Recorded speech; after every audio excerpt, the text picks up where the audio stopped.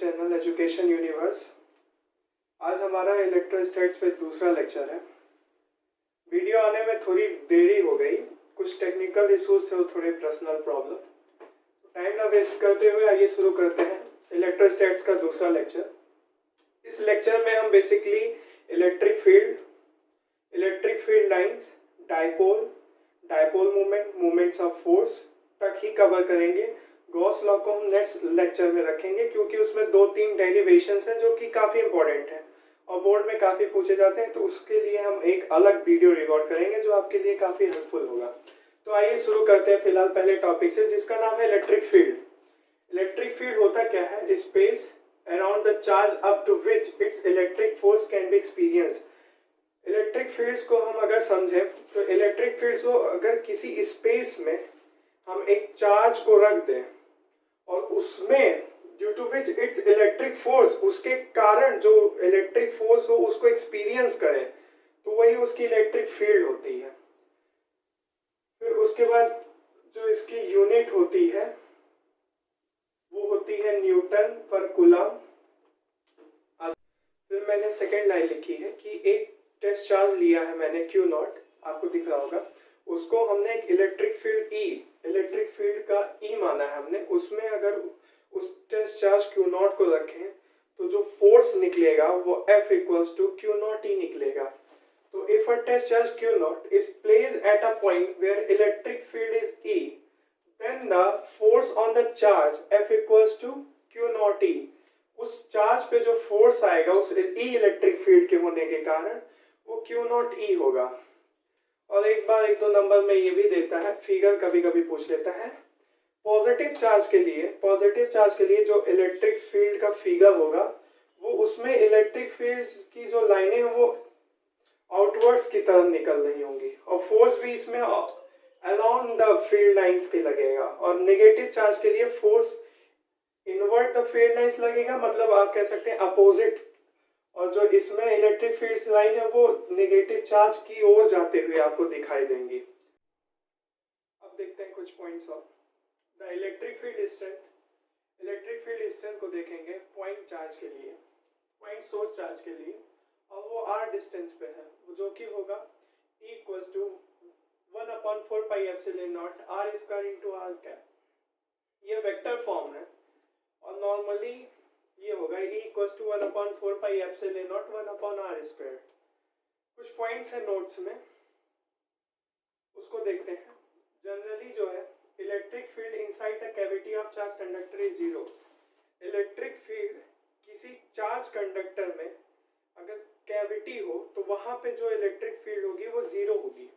और फिर अगर कोई चार्ज और अनचार्ज कंडक्टर है वो प्लेस करा जा रहा है एक्सटर्नल फील्ड में, तो फील्ड उस किसके द्वारा, द फील्ड उस कंडक्टर में, मतलब अगर कोई चार्ज या अनचार्ज कंडक्टर ले और उसको किसी एक्सटर्नल इलेक्ट्रिक फील्ड में प्लेस कर दें, वहां पे जो क्या कहते हैं वो चार्ज और अनचार्ज कंडक्टर है वो जो है उसमें फील्ड्स को फील नहीं करेगा, वो 0 होगा कंडक्टर में। और जो तीसरा पॉइंट है, in case of charge conductor electric field is independent of the shape of the conductor. Charge conductors के शेप में जो इलेक्ट्रिक फील्ड है वो शेप के इंडिपेंडेंट होता है, दैट मींस वो शेप पे डिपेंड नहीं करेगा। अब आइए कुछ जानते हैं इलेक्ट्रिक फील्ड लाइंस के बारे में। इलेक्ट्रिक फील्ड लाइंस बेसिकली होती क्या है? पॉजिटिव की तरफ से निकलती है और नेगेटिव की तरफ जाती है। और 2-3 पॉइंट्स इसमें जानने लायक है कि electric field lines never cross each other. फिर एक मैंने पॉइंट लिखा है कि strength of field is encoded in density of field lines.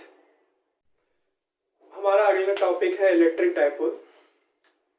Electric dipole होता क्या है कि एक सिस्टम है चार्ज का, दो इक्वल और अपोजिट चार्ज कह सकते हैं, उनके बीच की दूरी को ही इलेक्ट्रिक डाइपोल कहते हैं। The system form by 2 equal and opposite charge separate by A small distance is called an electric dipole. Dipole he fields बनाता है और इसके हम कुछ पॉइंट्स लिखे, नोट करिएगा। 2 पॉइंट्स हैं। फोर्स डाइपोल पे एक इलेक्ट्रिक फील्ड में वो हमेशा जीरो होगा, चाहे वो स्टेबल इक्विलिब्रियम में हो चाहे वो अनस्टेबल इक्विलिब्रियम में हो। मेरा कहने का मतलब है कि अगर एक डायपोल लें, उसको इलेक्ट्रिक फील्ड में रखें, उसमें जो फोर्स होगा उसके कारण से, डायपोल के रखने के कारण से इलेक्ट्रिक फील्ड में, वो हमेशा ही जीरो होगा, चाहे वो स्टेबल इक्विलिब्रियम हो चाहे वो अनस्टेबल इक्विलिब्रियम हो। और दूसरा पॉइंट है, जो पोटेंशियल एनर्जी होगा डायपोल का इलेक्ट्रिक फील्ड में रखने के कारण, वो मिनिमम होगा स्टेबल इक्विलिब्रियम में और मैक्सिमम होगा अनस्टेबल इक्विलिब्रियम में। आइए पढ़ते हैं मोमेंट ऑफ फोर्स। ये भी अच्छा टॉपिक है। बेसिकली इस टॉपिक में है क्या, हम डायपोल को देखते हैं और जो फोर्स होता है वो डायपोल का वो जीरो हो जाए और उसके सेंटर ऑफ मास को फिक्स्ड कर दें, तो जो चार्ज एंड होगा उस डायपोल का वो एक टॉर्क को एक्सपीरियंस करेगा या प्रोड्यूस करेगा एक नेट टॉर्क, जो कि वो उसके सेंटर ऑफ मास के अबाउट होगा। तो आइए इसकी डेफिनेशन की ओर चलते हैं। कह रहा है in a dipole when force on a dipole from field is zero and centre of mass of a dipole remain fixed, then force charge in produce net torque about its center of mass। अपने center of mass के about में ये जो है torque create करेगा। तो basically है क्या, हमने एक इलेक्ट्रिक फील्ड लिया जिसकी इंटेंसिटी E है और यहाँ पे एक डायपोल क्रिएट किया, एक माइनस क्यू एक प्लस क्यू। अब याद करिए मैंने आपको एक टॉपिक छोटा सा बताया था कि इलेक्ट्रिक फील्ड में जो प्लस क्यू के कारण फोर्स होगा वो अलाउंड द इलेक्ट्रिक फील्ड होगा और जो माइनस क्यू के कारण होगा वो अपोजिट द इलेक्ट्रिक फील्ड होगा।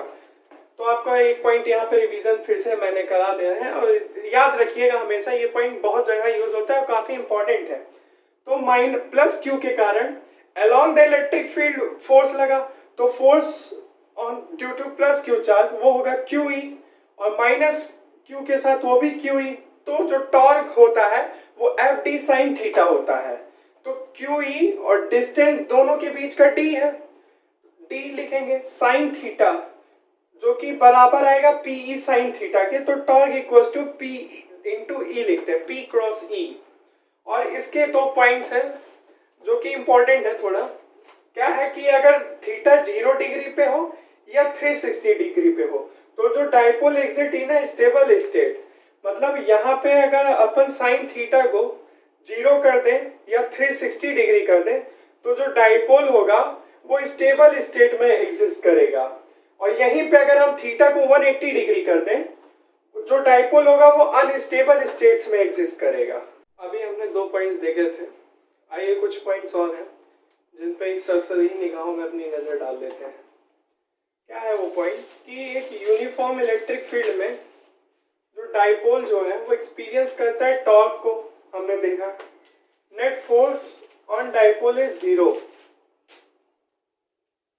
और फिर जो दूसरा पॉइंट है कि in a uniform electric field dipole experience rotatory motion, मतलब एक यूनिफॉर्म इलेक्ट्रिक फील्ड में जो डायपोल है वो एक रोटेटरी मोशन भी एक्सपीरियंस करता है।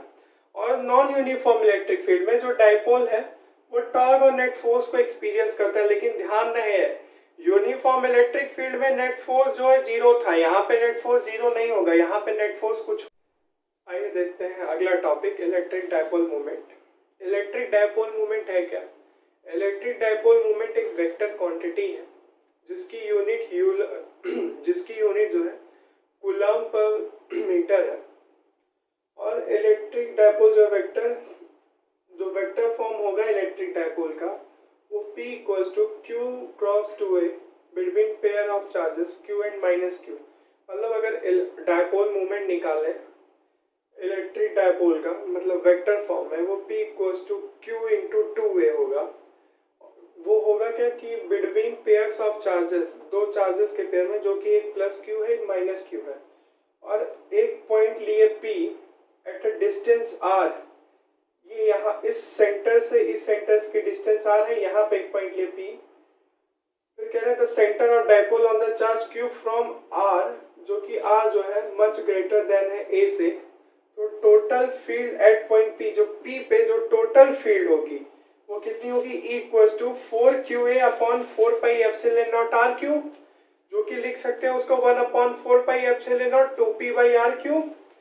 जहाँ पे A जो है ये A केवल ये पूरा 2a है, प्लस चार्ज माइनस के बीच में पूरे का डिस्टेंस 2a, बीच में पॉइंट P लिए, यहाँ से जो होगा ये a होगा, यहाँ की इसके क्या कहते हैं सेंटर से और यहाँ पे P पॉइंट के बीच की दूरी r है, तो यहाँ पे जो a है वो बहुत ही छोटा है r से।